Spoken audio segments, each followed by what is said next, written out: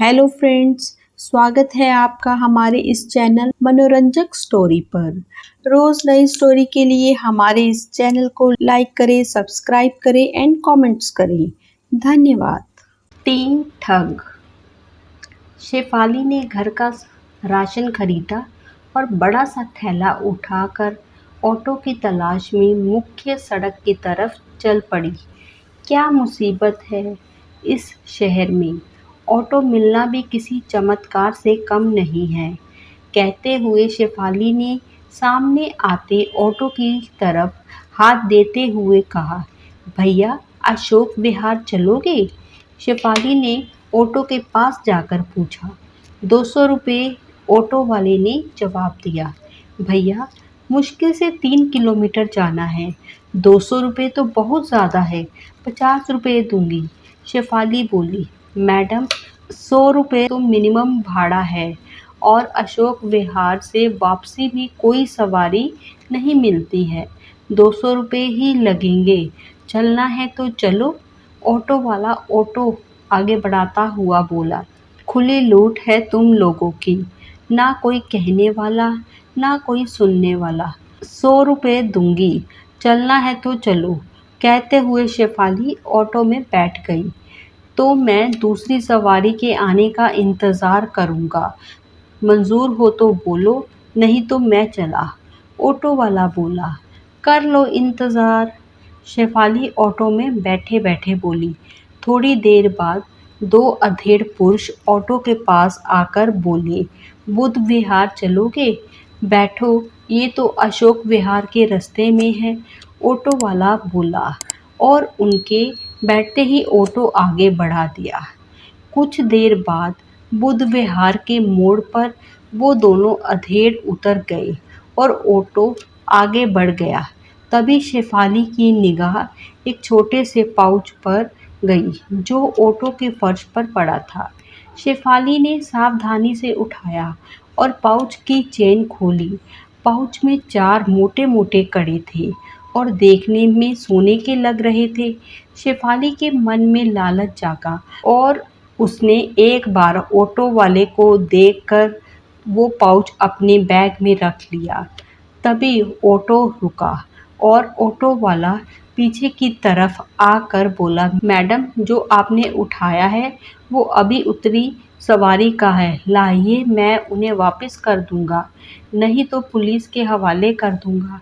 Auto वाले की बात सुनकर शेफाली घबरा गई और बोली, बकवास मत करो, ये ज्वेलरी तो मैं अभी खरीद कर लाई हूँ, तो बिल दिखाओ। मैडम लालच मत करो, बेकार में पुलिस का चक्कर पड़ जाएगा। मैंने तुम्हें वो पाउच फर्श से उठाकर अपने थैले में डालते देखा है। ऑटो वाला बोला, तुम ठग हो, मैं तुम्हारी रिपोर्ट पुलिस में कर दूंगी।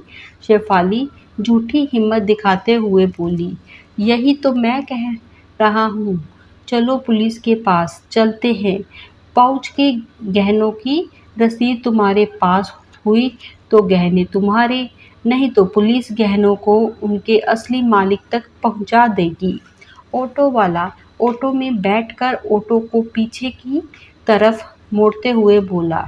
पुलिस के नाम से शेफाली थोड़ा घबरा गई थी, लेकिन गहनों का लालच ना छोड़ते हुए बोली, ये मुझे मिले हैं इसीलिए मेरे हुए, और तुम चाहो तो आधे तुम रख लो।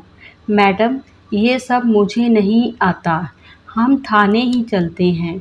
ऑटो लगातार थाने की तरफ बढ़ते हुए बोला, अजीब पागल हो, आधे गहने भी नहीं चाहिए, ये मुश्किल से 10,000 के गहने होंगे, 5,000 लो और अपना रास्ता नापो। शेफाली जानती थी कि वो कड़े कम से कम 2 लाख के होंगे, इसीलिए वो ड्राइवर को लालच दिखाते हुए बोली, क्या बात कर रहे हो आप, मुझे तो किसी भी तरह से उस पाउच में 50,000 का माल लग रहा है। ऑटो वाला बोला, तो 25,000 लो और दफ़ा हो जाओ। शेफाली गुस्से से बोली, 25,000 कैश दीजिए।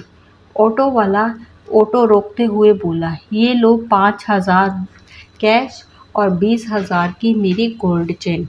शेफाली चैन और रुपए ऑटो वाले के हाथ पर रखते हुए बोली। ऑटो वाले ने बुरा सा मुंह बना कर रुपए और चैन ली और बोला, ऑटो का भाड़ा तो दे दो, बहुत लालची हो, इतने से पेट नहीं भरा तुम्हारा। मुझे तुम्हारे ऑटो से जाना ही नहीं है, अब दफ़ा हो जाओ। शेफाली ऑटो से उतरते हुए बोली। इससे पहले ऑटो वाला कुछ कहता, शेफाली ने पीछे से आ रहे ऑटो को पकड़ा और वहां से चली गई। ऑटो वाले ने ऑटो मोड़ा और आगे बढ़ गया। आगे मोड़ वही अधेड़ पुरुष खड़े थे। उसने उनके पास जाकर ऑटो रोका और वो दोनों ऑटो में बैठ गए। कितना मिला? उन उधेड़ पुरुषों में से एक बोला। 25। ऑटो वाले ने जवाब दिया। ऑटो का एक दिन का किराया 1,000 और नकली सोने के गहनों के 2,000 काटकर 22,000, यानी तीनों के लगभग 7,000 हुए। दूसरा वाला अधेड़ आदमी बोला, सही है यार, चेन झपटने से तो ये ठगी का धंधा अच्छा। अब कल के लिए ठगी का नया प्लान बनाओ। ये ऑटो वाला प्लान अब दोबारा यूज़ करना ठीक नहीं है। कहते हुए ऑटो वाले ने ऑटो आगे बढ़ा दिया। धन्यवाद।